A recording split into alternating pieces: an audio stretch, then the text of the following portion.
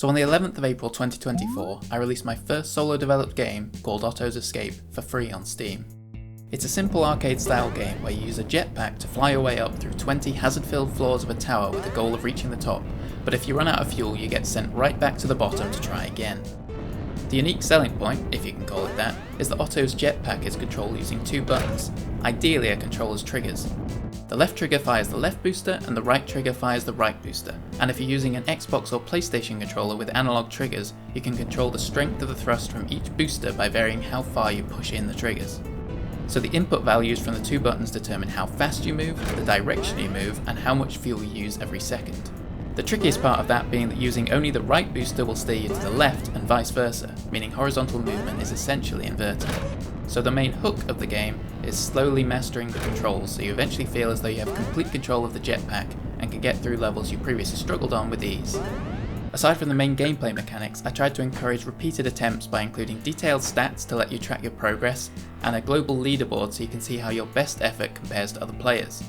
For players who haven't yet reached the top of the tower, their score is their highest altitude reached, while for players who have reached the end, their score is their fastest time. There are also 28 achievements, which are mostly targeted at the end game, giving you a load of extra challenges to complete after reaching the top of the tower for the first time, such as reaching the top in under 6 minutes or without hitting any hazards.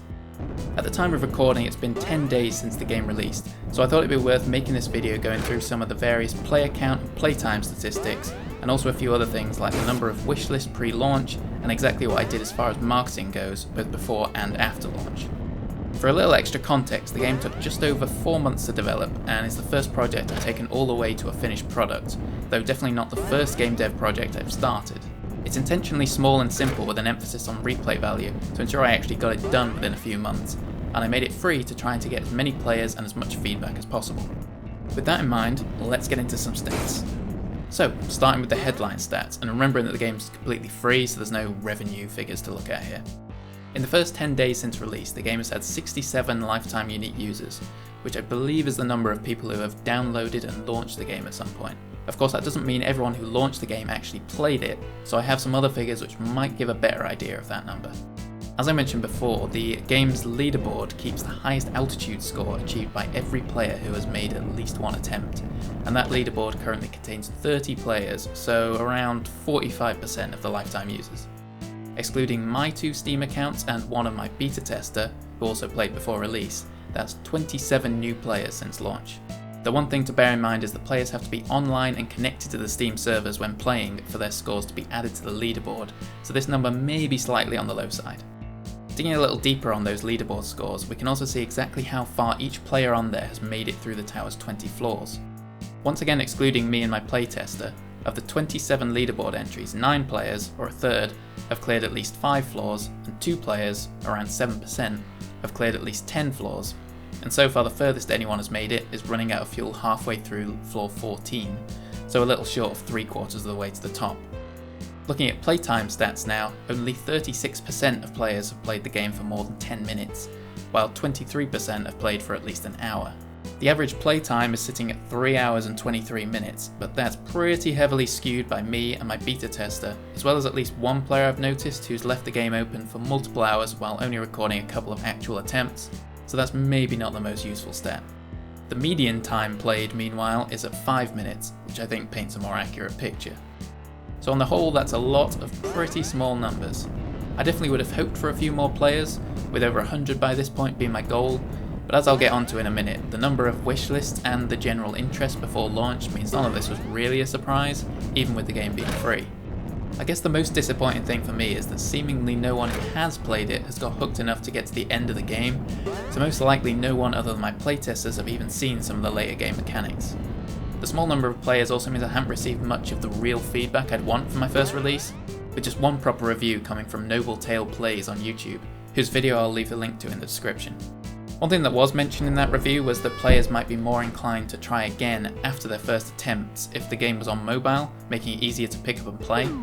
I can definitely see that, though releasing for mobile isn't something I've seriously considered for this release, and I'd definitely like to get more feedback on what stopped players from really getting hooked on the game and the challenge of it, and from a slightly larger sample size than 27, ideally. But like I said, there wasn't a huge amount of interest in the game before launch, so let's have a look at some of those numbers and talk about what I did and didn't do to market it. So on release day, Otto's Escape had 46 wishlists, a little short of my conservative goal of 50. Those wishlists were collected over a period of 43 days, as I published my Steam page on the 28th of February, which is admittedly quite a short time period. My main method of marketing was posting videos on Twitter, or whatever it's called. Between the 4th of January, when I first posted about the game, to today, the 21st of April, I've tweeted 36 times about the game, with the most viewed of those being this video with almost 600 impressions. There were times where each post was getting 400 or more impressions and a decent number of likes and retweets, but for whatever reason my tweets just before and since release have all been getting less than 100 views, including my release day post. And even when those posts were getting reasonable engagement, there were still barely any replies and none providing any meaningful feedback. And in terms of followers, I had 36 at the start of the year from a couple of other game dev related things I'd posted in the past, while I now have 88, so an increase of 52. The first demo for the game I released was in itch.io in February, but despite posting about it multiple times on social media, it got absolutely zero downloads. In fact, before posting that demo, I was intending to release the full game on itch, but that experience, along with some high-profile hacks in the indie game community around that time, making people less trusting of platforms like itch, is what ultimately turned me towards releasing Otto's Escape on Steam instead. And I eventually released a second improved demo on Steam on the 15th of March, around a month before release. That one managed to get a total of 24 lifetime unique users before launch, but again I didn't get any feedback from those players and it didn't seem to impact wishlists in any significant way, so that one wasn't hugely successful either. I also hadn't added the leaderboard at that stage of development, so I don't know how many of those players completed the 5 floors included in the demo. So that covers everything I did before releasing the game, but I've also tried a couple of other methods of marketing since then. First, I posted on Reddit to the r/playmygame subreddit on release day. That post has 776 total views and 4 upvotes. There are no comments or feedback there either, so no way to know if any of my players came from there. Finally, I made one short form video which I posted on TikTok, Instagram Reels and YouTube Shorts about a week ago. On TikTok it got virtually no traction with only 50 views and no engagement at all. On Instagram it got just 2 likes, so again not great. However, my YouTube short, which you can find on my channel, currently has 1.6k views and 17 likes, making it more successful than any of my Twitter posts. But again, no comments, and I've only had a few new players since it was posted, so I'm not sure if anyone actually played the game after seeing it. And that pretty much sums up everything I did for marketing. I didn't make any devlogs, I didn't email any streamers or YouTubers, and I didn't pay for any Google or Facebook ads. I was never intending to invest too much into this project since it's a free game that I only put a few months of development time into. From what I did do though, I get the impression that something about the game wasn't quite grabbing people's attention at first glance. Whether it was the art style or the gameplay, I'm not sure, since the common thread was that I didn't get any feedback on anything really. Maybe I could have gained more wishlists if I'd explored something like YouTube Shorts earlier, but it's hard to be sure. But despite all that, I wouldn't say Otto's Escape has been a failure. My goals with the project were to A, get experience in everything that goes into releasing and marketing a game, which I definitely did, especially after going down the route of releasing it on Steam. B, get more people playing a game I'd made and get feedback from a wider audience, which didn't quite go as well as I'd hoped. And C, start to build a following to help with marketing future games. I did have some success with that, as my Twitter following grew quite a bit, but again it wasn't as successful as I'd hoped, and definitely slowed down towards release as people seemed to lose interest in the game and engagement fell. Anyway, I think that just about covers everything.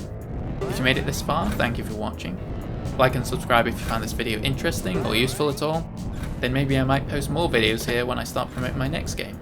And you can find a link to Otto's Escape in the description, so if enough people from this video end up playing the game, then maybe I can make a follow-up to this video with some less underwhelming numbers.